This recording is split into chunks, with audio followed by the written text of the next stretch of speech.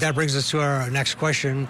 What will prison look like for Bryan Kohberger? Let's bring in our guest still with us here, John Pryor, who represented Chad Daybell, and Dr. Janie Lacy, psychotherapist and CEO of Life Counseling Solutions. Dr. Lacy, he's the worst of the worst. How will he be treated once he's in prison?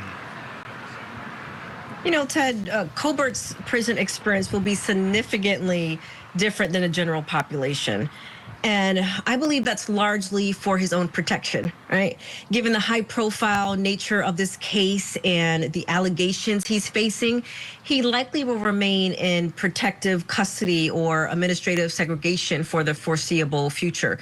So what this means is 22 to 23 hours a day in a cell with minimal human contact. And for someone with his academic background and apparent need for intellectual stimulation, this isolation can be particularly challenging. We often see inmates in these situations experience depression, anxiety, and what we call stir-crazy behavior.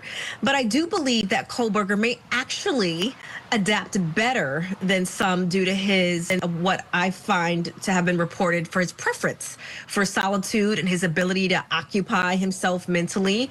You know, his criminology studies might even help him understand and navigate the prison hierarchy and the unwritten rules. But the most concerning aspect, Ted, would be the long-term psychological effects of prolonged isolation. You know, we've seen this lead to deteriorating mental health, paranoia, and in some cases even cognitive decline. And prison staff, they'll need to monitor him closely for potentially self-harm behaviors, especially during high-stress periods. So his notoriety, Ted, means he'll likely never experience normal prison life. He essentially be living in a controlled, isolated environment that's designed as much to protect him as it is to contain him.